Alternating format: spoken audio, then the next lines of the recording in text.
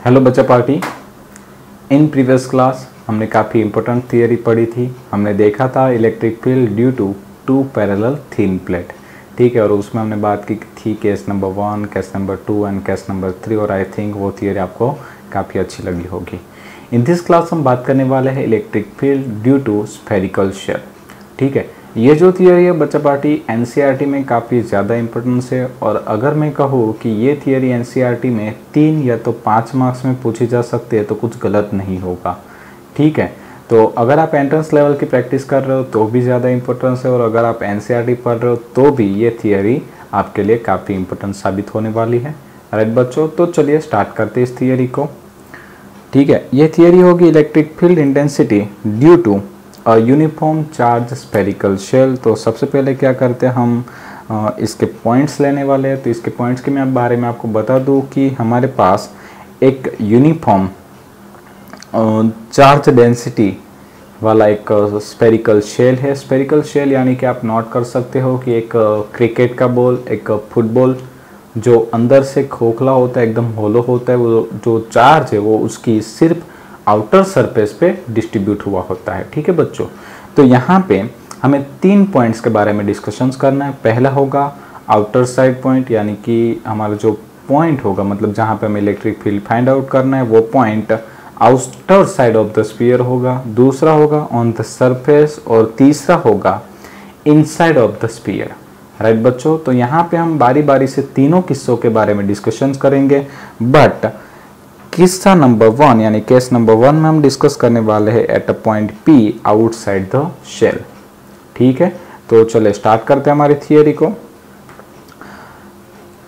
सबसे पहले नोट कर लीजिए कि यह जो हमारा होलो स्फीयर है, या तो जिसे हमने कहा स्फेरिकल शेल, उसकी रेडियस है कैपिटल R, ठीक है। और उसके ऊपर टोटली चार्ज डिस्ट्रीब्यूट हुआ है Q, ठीक है। और हमें जहाँ पे इलेक्ट्रिक फील्ड फाइंड आउट करना है वो है पॉइंट P, और वो पॉइंट P में से पास होने वाला हम एक गाउसियन सरफेस कंसिडर करेंगे, ठीक है। मतलब आप नोट कर सकते हो कि ये जो डॉटेड लाइन से हमने जिसे डिनोट किया है वो है एक गाउसियन सरफेस, और हमें यहाँ पे P पॉइंट पे इलेक्ट्रिक फील्ड फाइंड आउट करना है। राइट बच्चों, तो चलिए, और ये जो P पॉइंट है वो स्फेरिकल शेल के सेंटर से स्मॉलर डिस्टेंस पे आया हुआ है, ठीक है।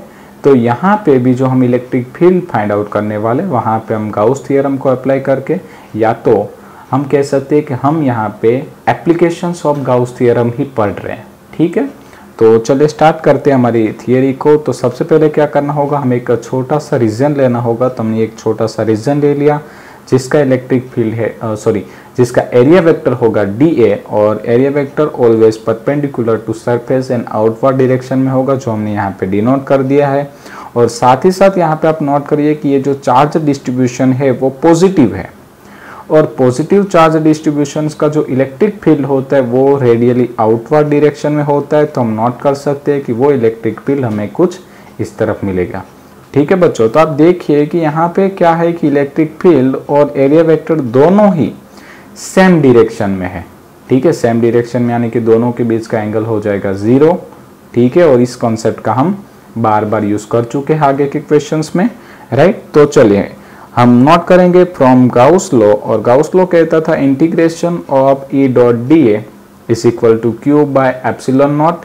अब देखिए यहाँ पे जो ये डॉट सिंबल है, अब जैसे हम इसे डॉट को हटाएंगे तो यहाँ पे आ जाएगा cos थीटा, और यहाँ पे हमें यूज करना होता है समेशन ऑफ Q यानी टोटल चार्ज। तो आप नोट करिए कि जो हमने ये गाउसियन सरफेस ली है उसकी इनसाइड में कितना चार्ज अवेलेबल है। तो हम कहेंगे ये जो पूरा स्फीयर का जो चार्ज है वो इस गाउसियन सरफेस के इनसाइड हो गया है।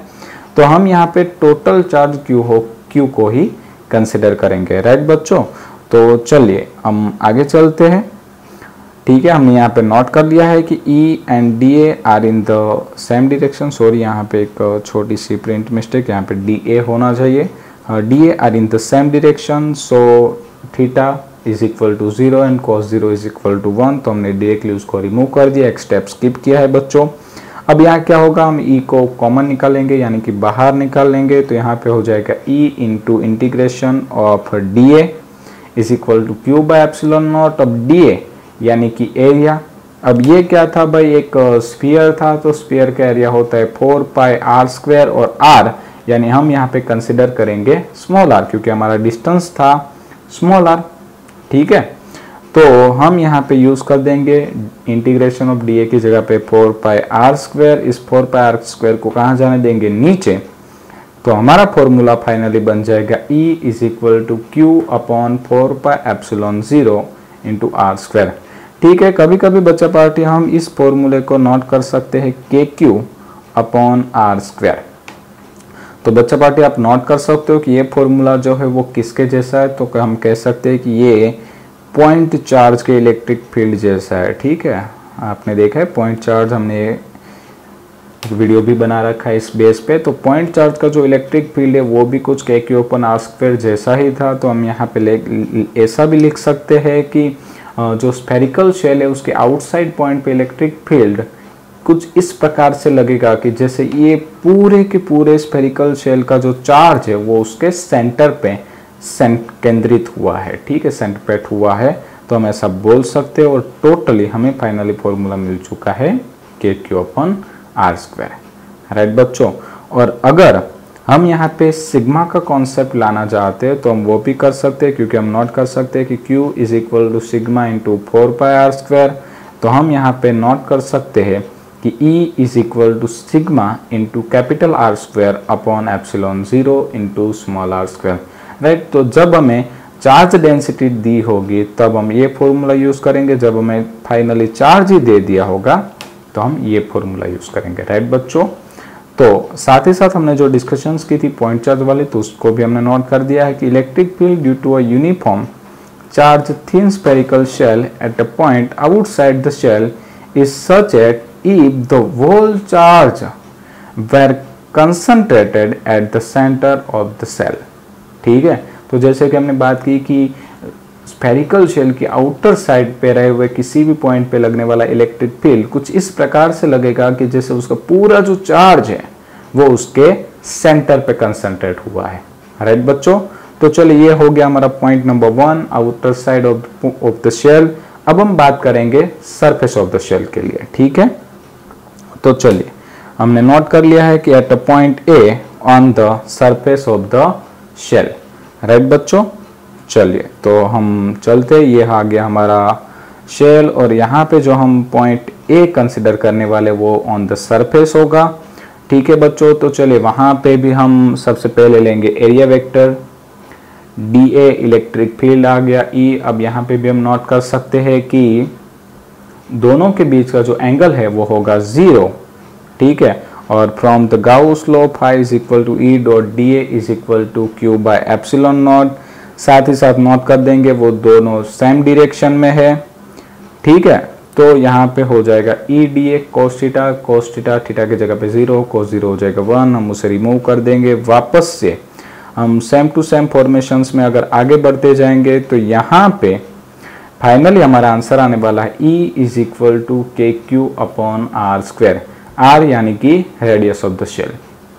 राइट बच्चों, और एज फॉर योर नॉलेज आपको बता दूं बच्चा पार्टी कि ये जो स्फेरिकल शेल होता है उसका मैक्सिमम इलेक्ट्रिक फील्ड आपको सरफेस पे ही मिलता है। ठीक है, सरफेस पे इलेक्ट्रिक फील्ड मैक्सिमम होता है, और जैसे ही हम सरफेस से दूर जाते हैं तो electric field gradually E proportional to 1 upon R square के अकॉर्डिंग डिक्रीज होता जाता है। राइट बच्चों, तो ये आ गया हमारे इलेक्ट्रिक फील्ड का फॉर्मूला। और अगर हम इसके सिग्मा के फॉर्म में लाना चाहते हैं तो यहाँ पे हो जाएगा electric field E is equal to sigma by epsilon not.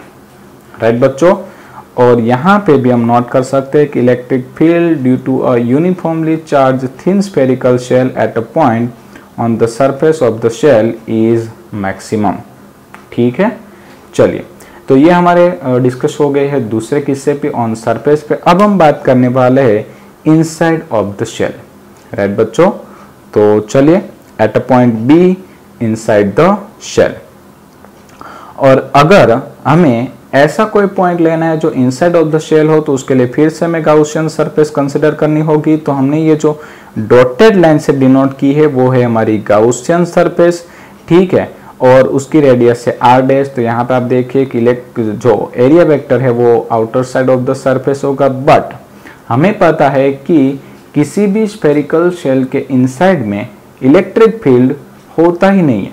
क्यों नहीं होता हम बात करेंगे यहाँ पे, ठीक है। तो इलेक्ट्रिक फील्ड पॉजिटिव है तो सिंपल है बाहर की तरफ होगा, राइट बच्चों। अगर हम बात करें फ्रॉम गाउस लॉ तो हम डिनोट कर देंगे फिर से integration of E dot D is equal to Q by epsilon naught. अब यहाँ पे देखिए क्या होगा कि यहाँ पे हमें कंसिडर करना होगा समेशन ऑफ क्यू यानी कि टोटल चार्ज। तो आप नोट करें कि ये जो हमने एज्यूम किया है गाउसियन थ्योरम, उस गाउसियन सरफेस के अंदर कोई चार्ज अवेलेबल ही नहीं है, यानी कि यहाँ पे इस गाउसियन सरफेस के अंदर टोटल चार्ज होगा 0। तो ये वाला जो पोर्शन है हमारा वो हो जाएगा 0 और फाइनली यहाँ पे हमारा इलेक्ट्रिक फील्ड भी हो जाएगा 0, राइट बच्चों। तो चलिए हम थोड़ा सा उसको डीप में एक्सप्लेन करेंगे। तो सबसे पहले हम बात करेंगे कि हमारा जो एरिया वेक्टर है वो इलेक्ट्रिक फील्ड वो सेम डायरेक्शन में है, तो फिर से 0 लगा देंगे, कोस को हटा देंगे तो ये आ गया। Integration of EDA is equal to Q by epsilon naught, ठीक है। अब हम क्या करेंगे, ई को बाहर तो इंटीग्रेशन ऑफ DA और फिर DA की जगह पे हम एरिया रख देंगे 4 पाई r डैश का स्क्वायर, राइट। और यहाँ पे हमें जो इलेक्ट्रिक फील्ड मिलेगा वो होगा Q upon 4 pi epsilon 0 into r dash square. But note करें यहाँ पे हमारा टोटल चार्ज था 0, राइट। और उसके कारण हमारा जो टोटल इलेक्ट्रिक फील्ड हमें मिल रहा है वो हो गया है 0, ठीक है बच्चों। तो आपको हमेशा ही याद रखना है कि किसी भी स्फेरिकल शेल के इनसाइड पॉइंट पे इलेक्ट्रिक फील्ड 0 होता है, ठीक है। और कभी कभी इस स्टेटमेंट को हम किसी दूसरे नाम से भी जानते हैं, राइट, और उसे कहा जाता है इलेक्ट्रोस्टैटिक शील्डिंग। अब इस टॉपिक के बारे में भी मैं आपके लिए एक ज़रूर से नया वीडियो बना दूंगा इलेक्ट्रोस्टैटिक शील्डिंग के बारे में, राइट। और काफ़ी इंपॉर्टेंट नोट्स है इलेक्ट्रोस्टैटिक शील्डिंग, ठीक है, और ये काफ़ी यूजफुल भी है, राइट बच्चों। चलिए, तो this property E is equal to 0 inside a cavity is use for electrostatic shielding, right. और हम यहाँ पे नोट कर देंगे उसका एक ग्राफ। तो अगर हम E वर्सेस R का ग्राफ बनाए तो वो हमें कुछ इस प्रकार से मिलेगा, राइट बच्चों। ऐसा क्यों मिल रहा है, तो कि भाई जब हम सेंटर पे होते हैं तो इलेक्ट्रिक फील्ड 0 होता है, सेंटर से जब आप सरफेस पे आते हो तब तक हमारा इलेक्ट्रिक फील्ड 0 रहता है। जैसे ही हम सरफेस पे पहुंचते हैं हमारा इलेक्ट्रिक फील्ड जो है वो मैक्सिमम हो जाता है और उसके बाद वो gradually E proportional to 1 upon R square के अकॉर्डिंग डिक्रीज होता जाता है, राइट बच्चों। तो ये हमने पढ़ लिया है electric field due to spherical shell. In next lectures हम बात करेंगे electric field due to a sphere, right. I think बच्चा पार्टी ये पूरा क्वेश्चंस आपको अच्छे से समझ में आया होगा। Thank you so much.